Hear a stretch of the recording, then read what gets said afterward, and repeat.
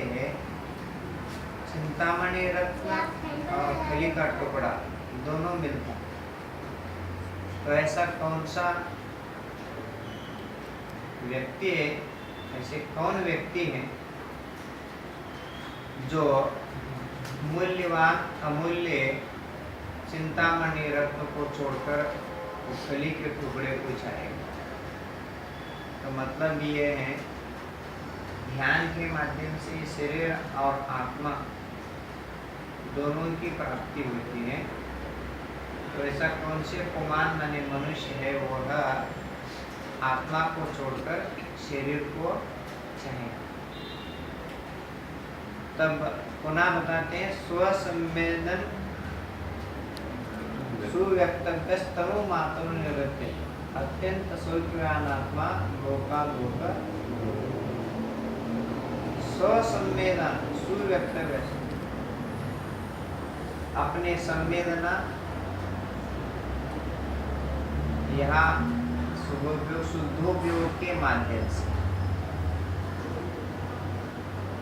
जो आत्मा की प्राप्ति होती है, तो आत्मा कैसे है, निरत्य तनु मात्र। तनु मात्र, तनु माने शरीर, शरीर प्रमाण है।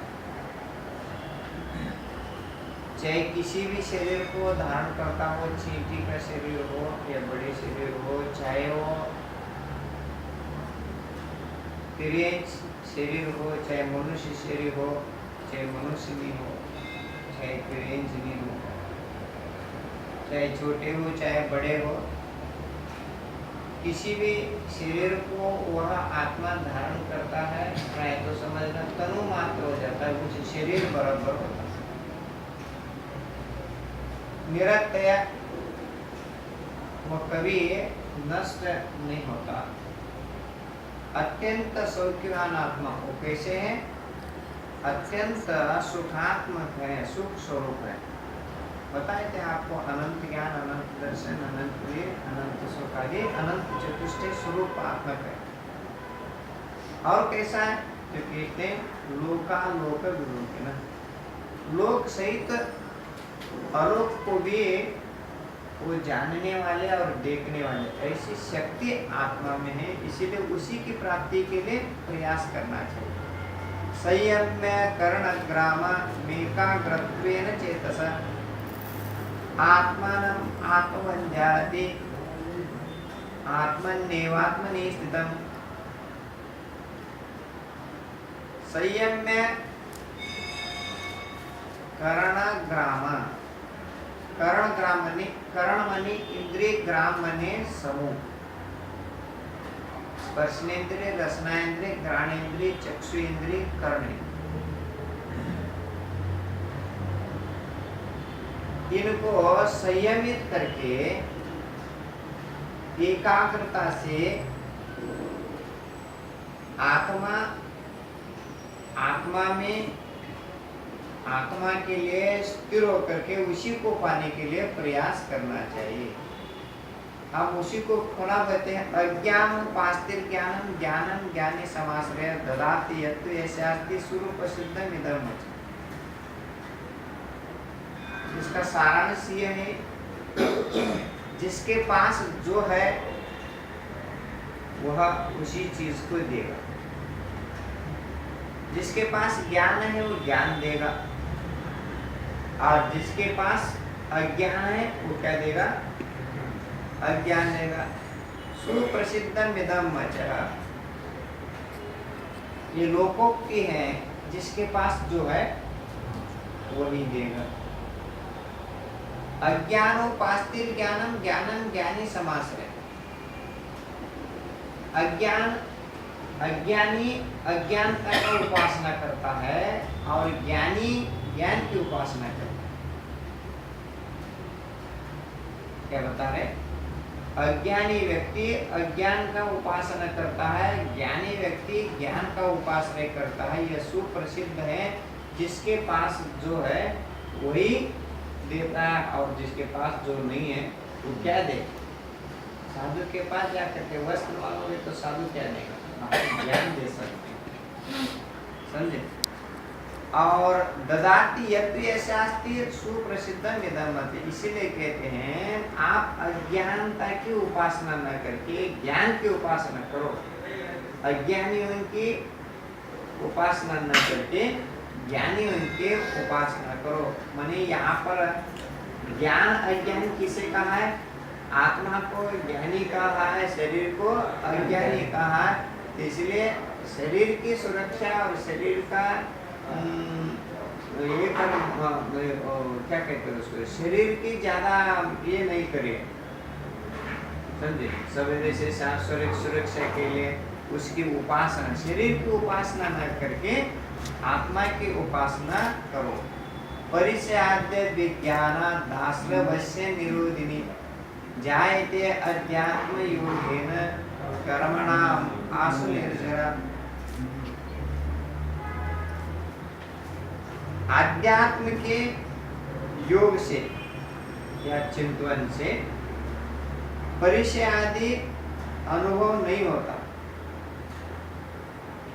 जिससे आश्रव को रोकने वाली कर्मों की निर्जरा शीघ्र होने लगती। ये कहना चाहते हैं भावार्थ, आध्यात्म योग से मन वचन काय इन तीनों के योग से स्थिर करने से जो परिचय आदि उनके सहन करने से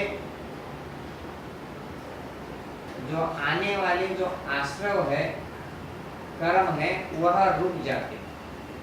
क्या बता रहे? एक तो ये बता रहे आध्यात्म योग है ना, आध्यात्मिकता से आत्मा की उपासना करने से, आत्मा की उपासना करने से और परिचयों के जय करने से, परिचयों पर विजय करने। अब परिचय सुना रहा हूँ, परिचय क्या?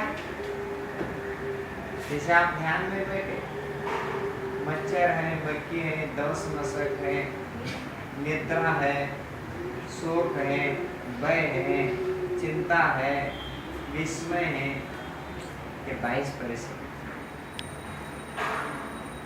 इनको रोकते हुए अपने अनुभव से, योग से मन वचन काय त्रियोगों को स्थिर करके आप आत्मा का ध्यान करना चाहिए, जीव को आत्मा का ज्ञान करना चाहिए। इससे कर्मों की निर्जरा शीघ्र होती।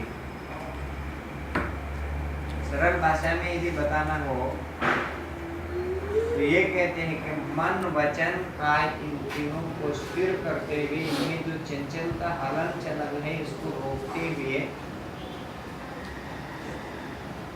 आश्रमों का, शास्त्र के हमारा जो 22 जो परिचय है, इन 22 परिचयों को सहन करते हुए यदि आत्म ध्यान करोगे तो जो आश्रव पूर्वक कर्मों का बंद हुआ है, वह कर्मों का निर्जरा भी शीघ्र होती है। कटस्य कर्ता महति संबंध स्याद्वयोर्द्वयो ध्यानं देयं यदात्मैव संबंध कीदृशे तदा।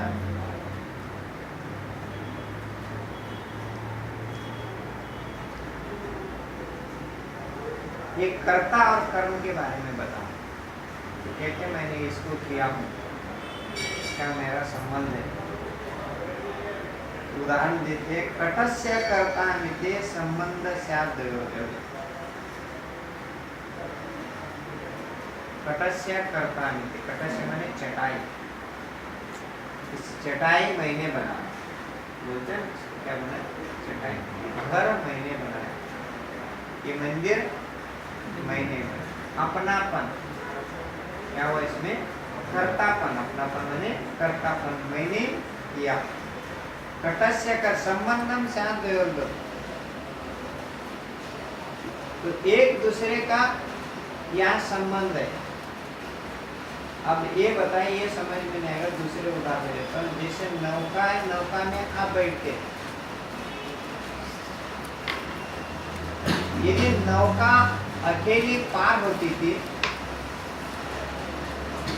नौका अकेले नदी पार करते थे, तो फिर उसको नदी के किनारे छोड़ दिया जाए तो वो पार करके दिखाए। यदि व्यक्ति को वहां छोड़ दे, नौका ना छोड़े तो व्यक्ति भी पार नहीं कर सकते। दोनों का संबंध है, कर्ता और कर्म करने का दोनों का संबंध है। कर्ता और कर्म का दोनों का वो संबंध होने के कारण से वो नौका आपको ले गई या आप नौका को ले गए, संबंध बता। आप नौका को ले गए या नौका आपको ले गई? हाँ, अनुपूरक परिपूरक कहते हैं मैथमेटिक्स में। समझे? एक दूसरे के अनुपूरक, एक के बिना दूसरा नहीं हो सकता है। इसीलिए ये कर्ता संबंधी ये बता रहे हैं कि चिताई कर्ता मैं हूँ। इस प्रकार कर्ता कर्म संबंध भिन्न भिन्न दो पदार्थों में होता है। एक कर्ता कर्म क्या होता है? ये भिन्न भिन्न।